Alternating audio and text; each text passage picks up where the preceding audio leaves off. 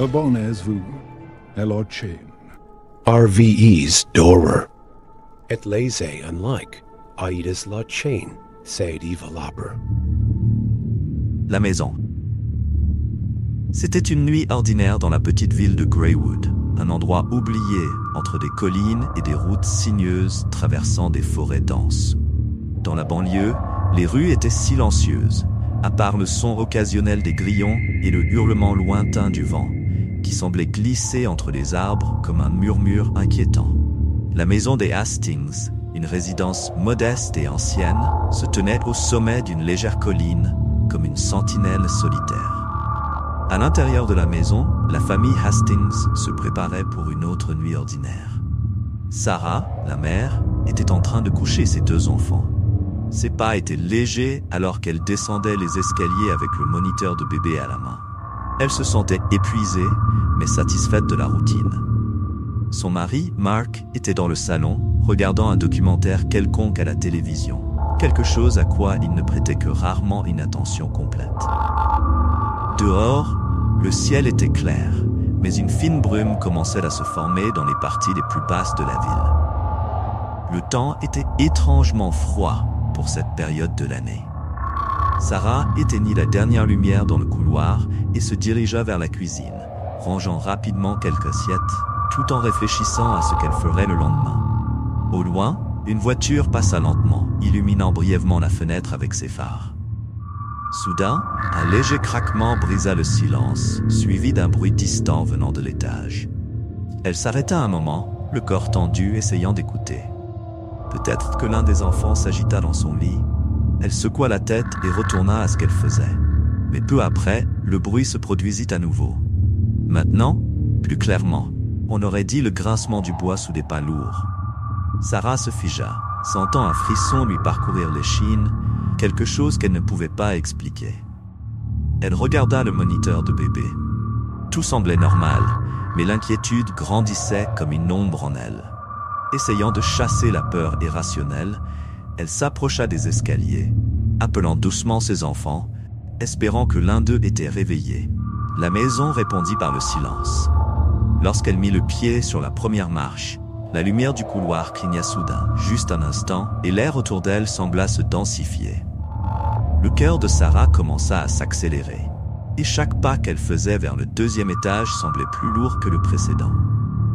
En atteignant le sommet de l'escalier, elle vit la porte de la chambre des garçons entr'ouverte.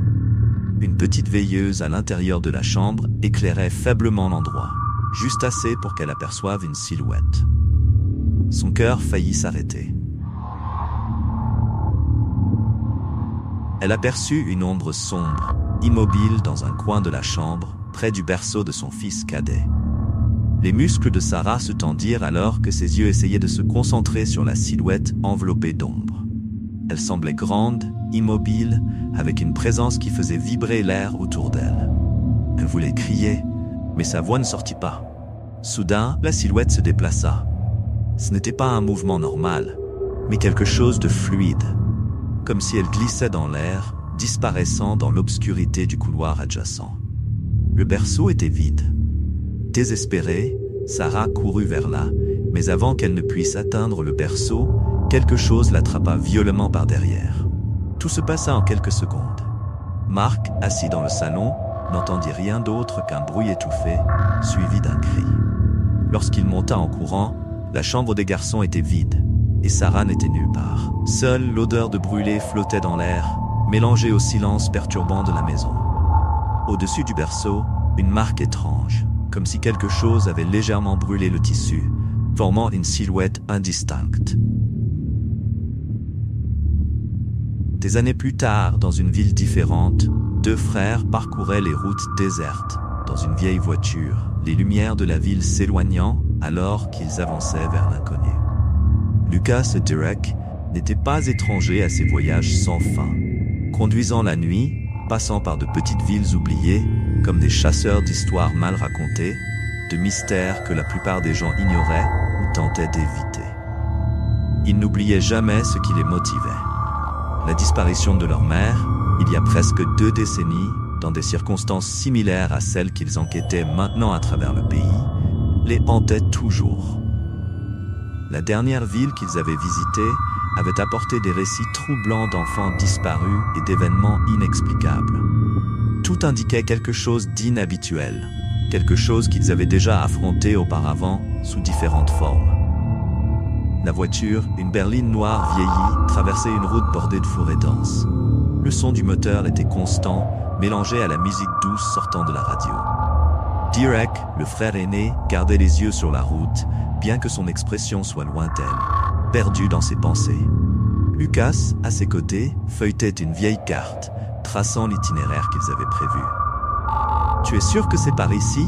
demanda Lucas, sa voix rompant le silence de la voiture. « Ça doit l'être », répondit Derek sans quitter la route des yeux. Tous les récits concordent. Des gens disparaissent, des lumières étranges dans les forêts, et cette chose que nous avons vue dans la dernière ville. Tout est connecté. Lucas soupira, pliant la carte soigneusement et la jetant sur le siège arrière. Il savait qu'il n'y avait pas beaucoup d'options. Les pistes étaient rares, et tout ce qu'il pouvait faire était de suivre les traces qu'il trouvait, espérant toujours que cela les rapprocherait de la vérité sur ce qui était arrivé à leur mère. Alors que la voiture avançait, la ville de Ravenwood commençait à apparaître au loin. Une petite collection de maisons et de vieux bâtiments enveloppés dans une légère brume. La sensation de déjà-vu les frappa immédiatement. Des villes comme celle-ci étaient abondantes dans leur voyage. De petits endroits, éloignés des grandes routes, où le temps semblait s'être arrêté et où les secrets se cachaient dans l'ombre des arbres et dans les murmures des gens. Ils s'arrêtèrent devant un bar, la seule lumière brillante dans cette partie de la ville. Un endroit parfait pour commencer à poser des questions. Derek sortit de la voiture en premier, ses pas fermes sur l'asphalte mouillé, suivi par Lucas. L'air froid de la nuit les enveloppa immédiatement, apportant une odeur de terre humide et de bois ancien. À l'intérieur du bar, l'ambiance était lourde et enfumée. Le son des conversations basses se mêlait au tintement des verres et au crépitement occasionnel d'une vieille jukebox dans un coin. Lucas regarda autour de lui, analysant rapidement les quelques personnes présentes. Alors que les frères entraient dans le bar, l'atmosphère semblait encore plus pesante que dehors.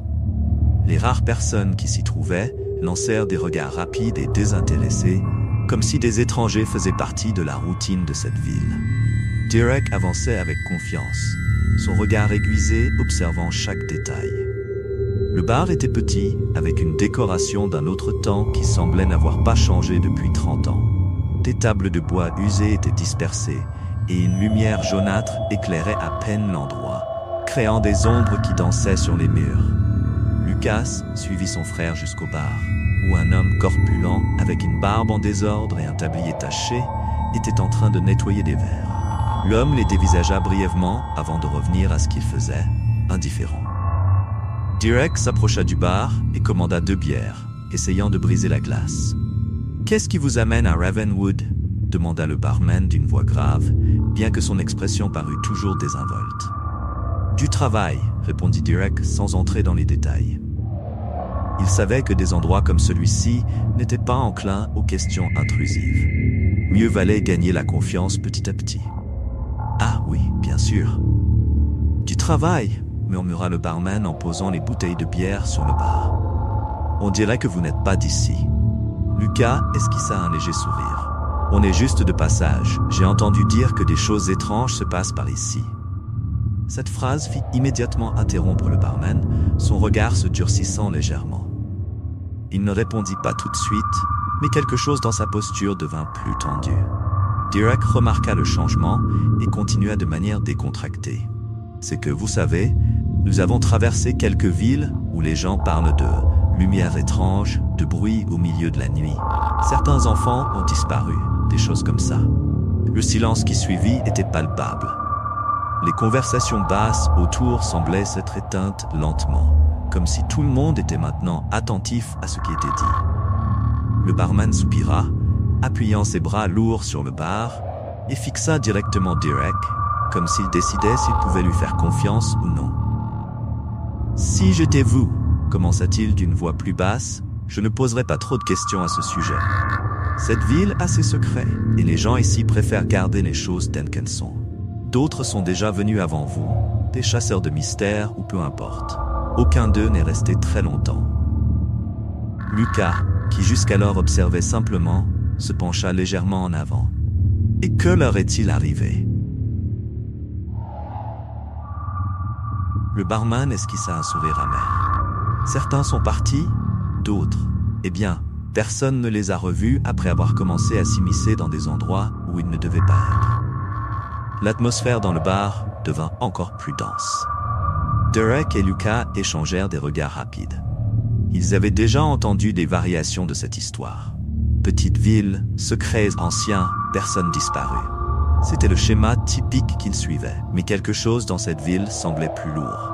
Comme si l'obscurité s'accrochait à chaque coin, attendant d'être révélée. Quoi qu'il en soit, le barman essuya ses mains sur son tablier, regardant brièvement autour de lui comme s'il ne voulait plus continuer sur le sujet. « Si j'étais vous, je passerais la nuit ici et je partirais le matin. Il n'y a rien qui vaille la peine d'être investigué. » Lucas prit une dernière gorgée de sa bière et, sans se laisser abattre par l'avertissement, demanda « Et la famille Miller? J'ai entendu dire qu'ils sont au cœur de ces choses étranges. » Le barman s'arrêta brusquement. Le nom semblait avoir éveillé quelque chose de profond et d'inconfortable. Il plissa les yeux et répondit d'un ton contenu. « Les Miller ne sont plus l'affaire de personne. Cela fait longtemps que la famille n'est pas apparue. Je vous suggère de ne pas aller à leur recherche. » Derek hocha la tête, prenant les 2 bières et lançant quelques billets sur le bar. Il ne poussa pas plus loin, sachant que toute tentative forcerait le silence ou les expulserait définitivement. Lui et Lucas sortirent du bar et retournèrent à la voiture, où l'air était légèrement plus frais, la brume commençant à s'étendre sur les rues désertes.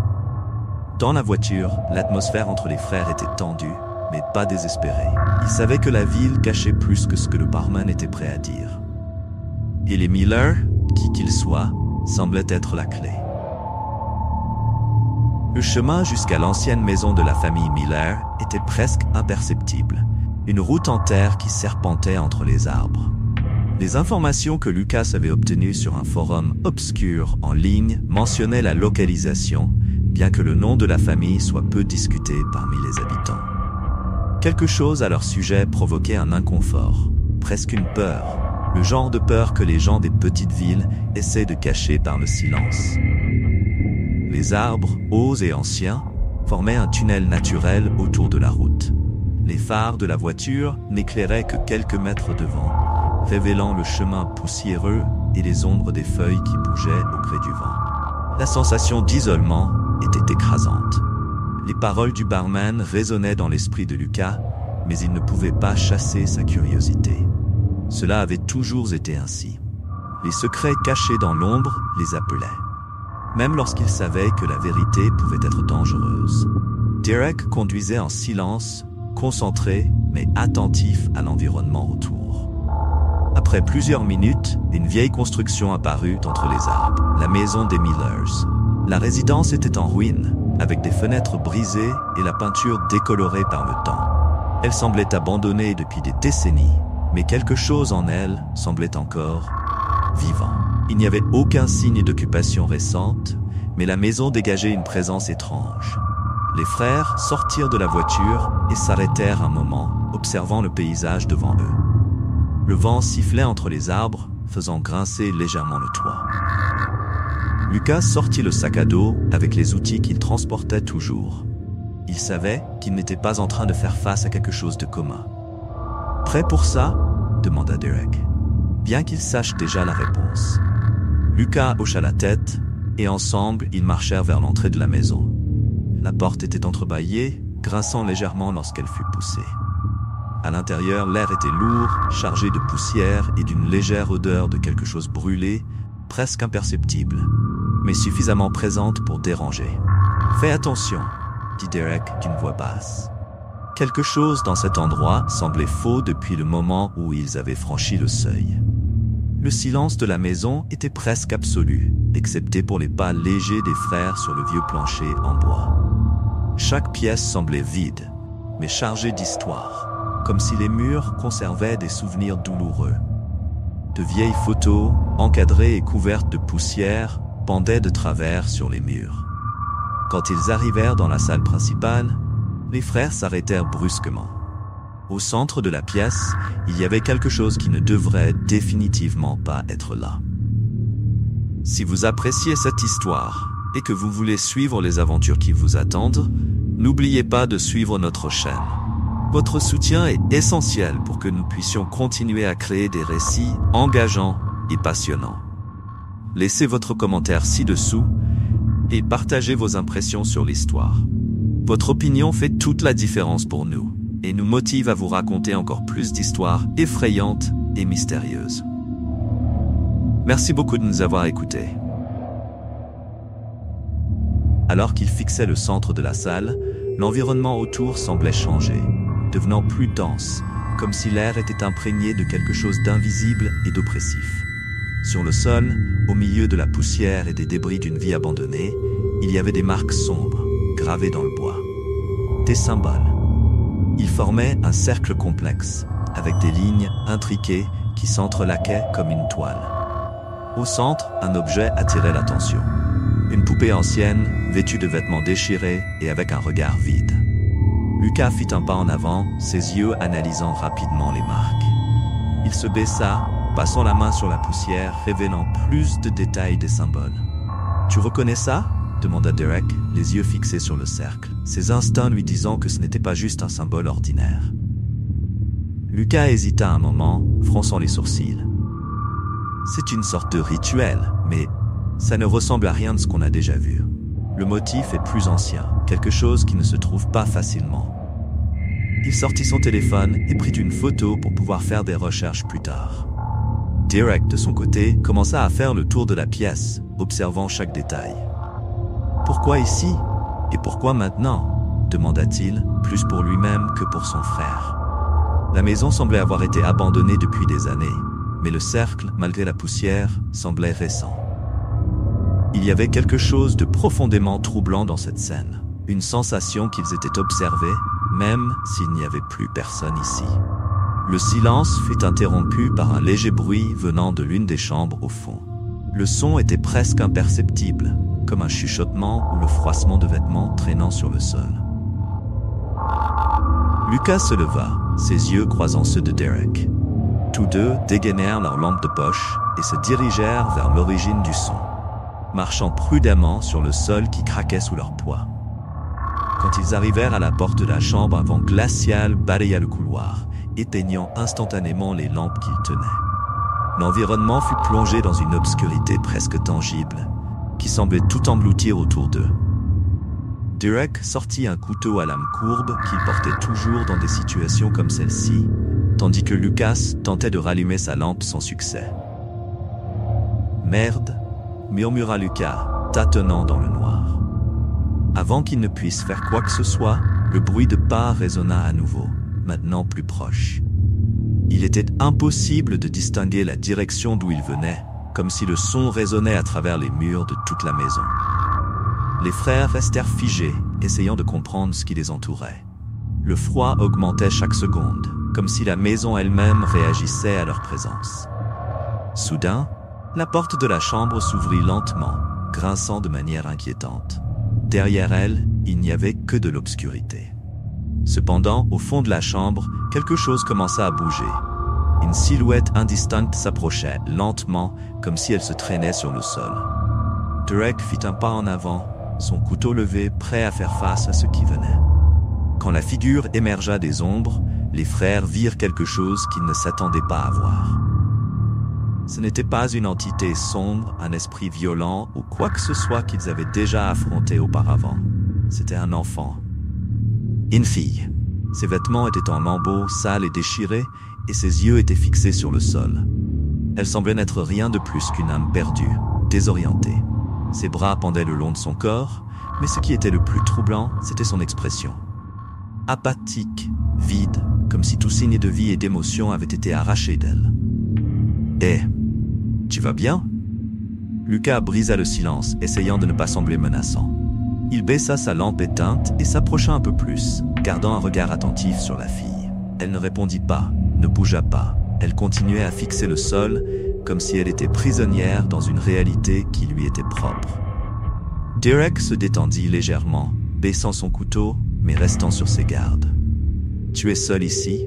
insista Lucas, sa voix maintenant plus douce. La fille leva finalement les yeux, mais ce que Lucas vit le fit reculer instinctivement.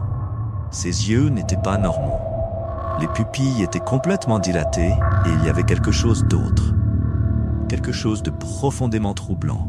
C'était comme si elle n'était pas vraiment là, comme si son âme dérivait ailleurs, laissant derrière elle un corps vide. Et puis, sans avertissement, elle commença à murmurer. Des mots décousus sortaient de sa bouche, des mots que ni l'un ni l'autre des frères ne comprenaient, comme s'il s'agissait d'une langue ancienne. Quelque chose perdu dans le temps. Derek, immédiatement en alerte, fit un pas en avant. C'est une sorte de possession ? Avant que Lucas puisse répondre, la fille fit un pas en arrière et le murmure s'intensifia. La chambre autour d'eux commença à trembler légèrement, comme si elle réagissait à sa présence. Les symboles sur le sol de la pièce à côté qu'ils avaient vus auparavant commencèrent à briller faiblement à travers les fentes du bois. Le froid augmenta encore une fois, et soudain, la fille regarda directement Derek. Ses lèvres se mouvaient, et cette fois les mots sortirent avec une clarté troublante. « Vous ne devriez pas être ici. » Avant que les frères puissent réagir, la lumière revint, inondant la maison pendant un bref moment.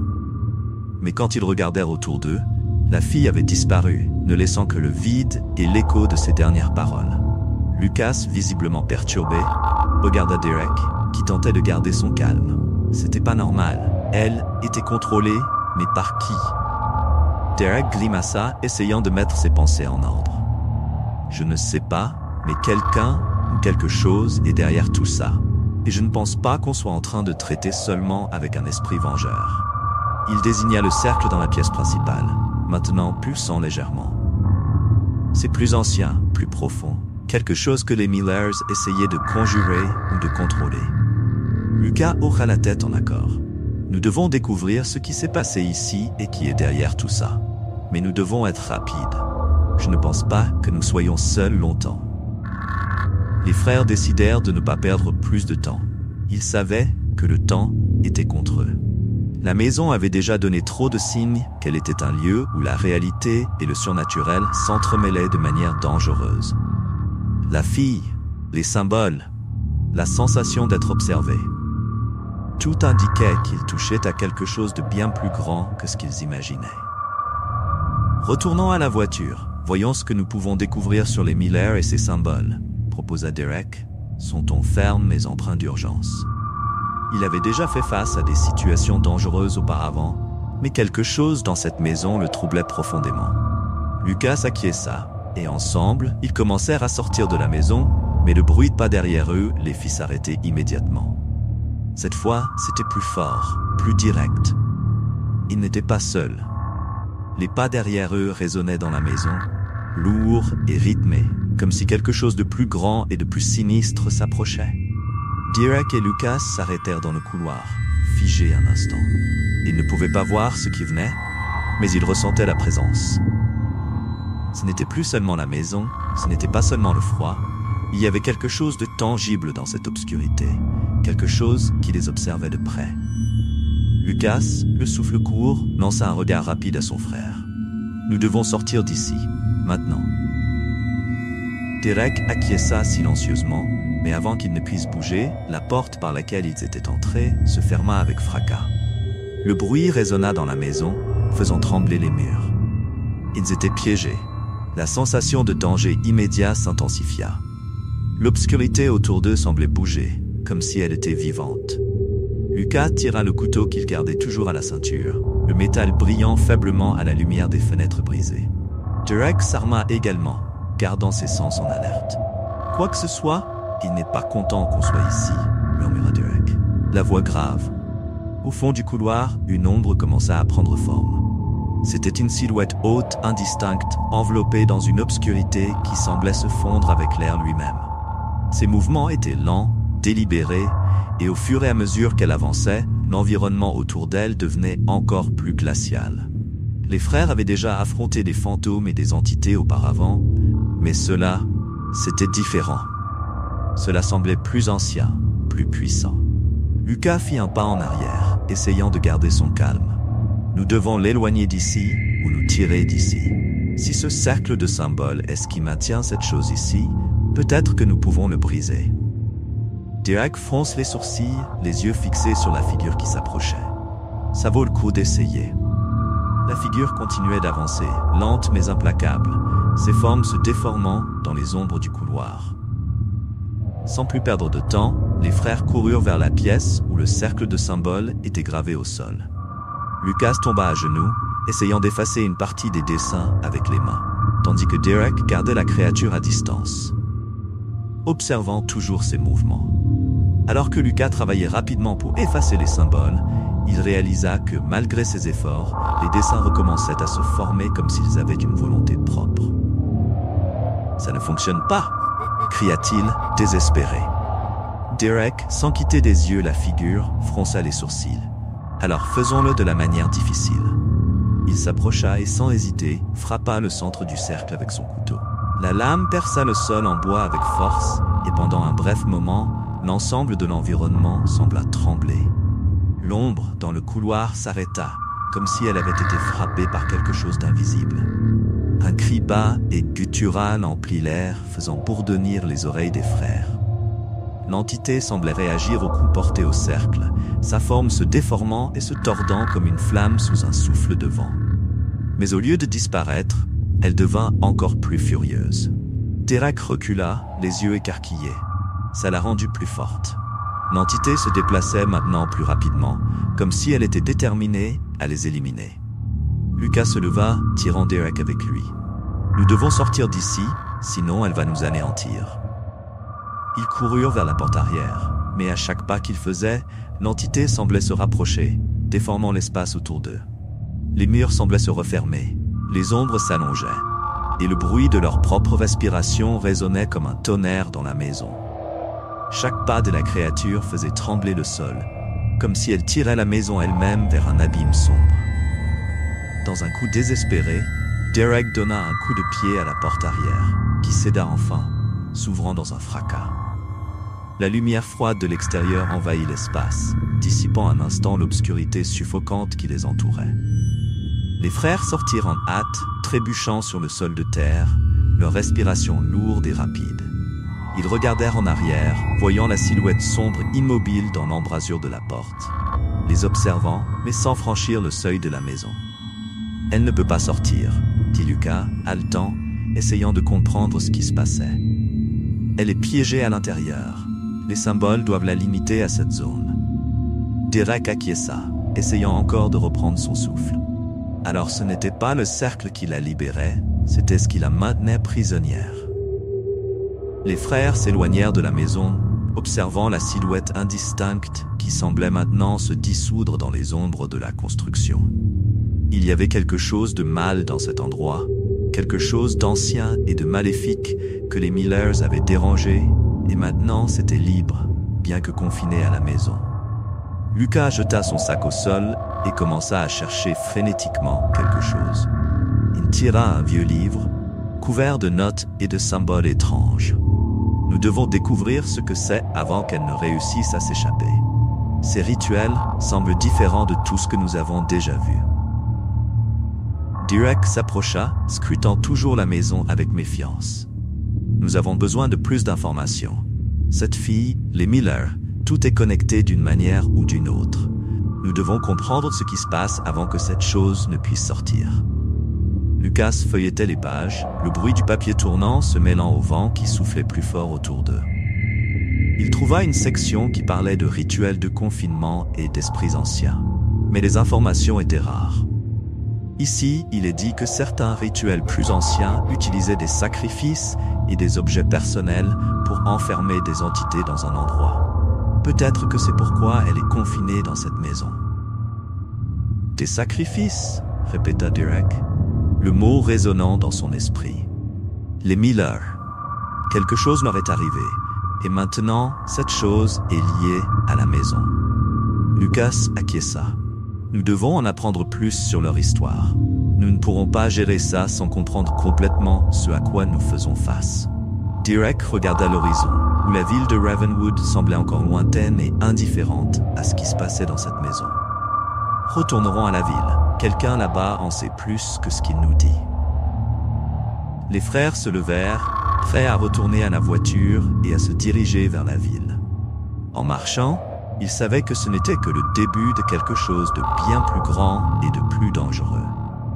Quoi que soit ce qui était enfermé dans la maison des Millers, ils n'attendaient que l'occasion de se libérer, et les frères savaient que le temps était compté.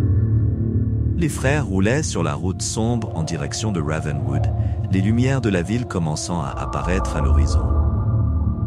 À l'arrière de la voiture, les livres et les papiers qu'ils avaient rassemblés étaient éparpillés, tout suggérant que la famille Miller avait fait quelque chose de terrible. Mais il manquait encore une pièce cruciale pour comprendre le tableau complet. Qu'avait-il exactement libéré? Lucas, feuilletant encore une fois les notes qu'il avait prises dans la maison, trouva un vieux découpage de journal. « Regarde ça », dit-il, tendant le papier à Derek. « Les Millers, ils ont disparu il y a 10 ans, et la ville n'a jamais parlé de ce qui s'est passé. » Derek lut en silence, son expression se fermant. « C'est comme s'ils avaient été effacés de l'histoire. »« Mais je pense savoir pourquoi ils ont disparu, » continua Lucas. « Ils essayaient de contrôler quelque chose, mais ils n'y sont pas parvenus. Ça explique pourquoi l'entité est confinée dans cette maison. Ils ont créé un rituel de confinement, mais ne l'ont pas terminé. Ou pire, ils sont morts en essayant. » Derek serra les lèvres, ses doigts frappant le volant. « Alors, si nous voulons gérer ça, nous devons terminer ce qu'ils ont commencé. »« C'est ça, » confirma Lucas, sa voix empreinte de gravité. « Le problème, c'est... nous n'avons aucune idée de comment le faire. » Le silence tomba sur eux. Les ombres des arbres passaient rapidement devant la vitre de la voiture, tandis que les deux frères assimilaient cette nouvelle information. L'entité dans la maison était dangereuse, et s'ils trouvaient un moyen de la libérer, ou pire, s'ils faisaient quelque chose de mal, les conséquences pourraient être dévastatrices. Finalement, ils arrivèrent à Ravenwood. La ville, petite et à l'apparence désolée, semblait encore plus sinistre sous la faible lumière des lampadaires. Les rares personnes dans les rues lançaient des regards méfiants aux véhicules des frères, tandis qu'ils se dirigeaient vers le centre. Il y avait quelque chose de bizarre dans cette ville. Quelque chose qu'ils n'avaient pas remarqué auparavant. Tout le monde là-bas savait plus qu'il ne le disait. « Allons parler au shérif local », proposa Derek, garageant la voiture devant le bureau du shérif. Si quelqu'un sait ce qui est arrivé aux Millers, c'est lui. Le bureau du shérif était une petite construction, avec peu de fenêtres et une vieille plaque. Lorsque les frères entrèrent, ils furent accueillis par une femme d'âge moyen derrière un bureau. Ses yeux les scrutèrent un moment avant d'appeler le shérif. Le shérif Tomlin, un homme robuste avec une expression fatiguée, apparut ensuite tenant un café. Il les regarda avec méfiance. « Puis-je vous aider ?» Derek et Lucas échangèrent un regard, puis Derek fit un pas en avant. « Nous enquêtons sur la maison des Millers. Nous savons qu'il y a eu des disparitions là-bas et nous avons besoin d'informations sur ce qui s'est réellement passé. » Tomlin fronce les sourcils. « Les Millers, ça remonte à longtemps. Famille problématique, toujours impliquée dans des choses étranges. Personne ne sait vraiment ce qui s'est passé et il vaudrait mieux laisser ça comme ça. » « Nous ne pouvons pas laisser ça comme ça, » insista Lucas. « Il y a quelque chose dans leur maison qui est encore là. Et si nous ne faisons rien, d'autres personnes pourraient être blessées. » Le shérif hésita, ses yeux scrutant les visages déterminés des deux frères. Enfin, il soupira. « Il y a une chose que vous ne savez peut-être pas, quelque chose qui n'a jamais été raconté officiellement. » Il leur indiqua de le suivre jusqu'à son bureau, où il prit un dossier ancien et poussiéreux. C'est tout ce que nous avons sur le cas des Miller, jamais résolu. Les frères s'assirent, attentifs. Tomlin ouvrit le dossier, révélant de vieilles photos de la famille. Elles semblaient normales à première vue. Mais bientôt, les détails commencèrent à sauter aux yeux. Des dessins étranges sur les murs, des symboles gravés sur des portes, et ce qui semblait être un journal personnel d'un des membres de la famille. Les Miller étaient impliqués dans quelque chose de dangereux, dit Tomlin. Ils ont touché à des choses qu'ils n'auraient pas dû. Eh bien, les choses ont mal tourné. Certains disent qu'ils ont libéré une force ancienne, quelque chose qui ne pouvait pas être contrôlé.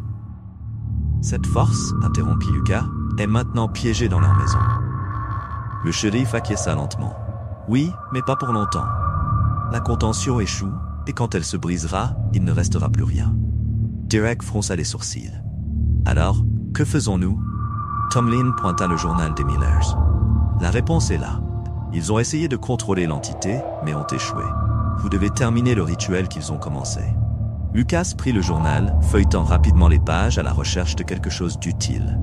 Ici, dit-il, s'arrêtant sur une page remplie de symboles et de notatives. Ils essayaient d'emprisonner l'entité avec des sacrifices. Pour la contenir complètement, ils avaient besoin d'un dernier sacrifice. Mais ils n'ont jamais réussi. Et quel était ce sacrifice? Demanda Derek, les yeux fixés sur le shérif. Tomlin hésita avant de répondre. Un des Miller. Lucas écarquilla les yeux. Donc, ils devaient sacrifier un des membres de leur propre famille pour terminer le rituel. Derek secoua la tête. Mais maintenant qu'ils sont tous morts, comment allons-nous terminer ça? Un silence pesant tomba sur la pièce. La réponse semblait claire, mais personne ne voulait être le premier à l'énoncer. Nous avons besoin d'un autre sacrifice humain, murmura Lucas, enfin. Le shérif acquiesça lentement. Quelqu'un doit se porter volontaire, sinon, cette entité se libérera, et Dieu sait ce qui se passera ensuite. Derek et Lucas échangèrent un regard. Ils avaient affronté de nombreux dangers auparavant, mais rien de tel. Aucun d'eux n'était préparé à l'idée de sacrifier une vie, surtout la leur, pour arrêter l'entité. Il doit y avoir un autre moyen, murmura Derek.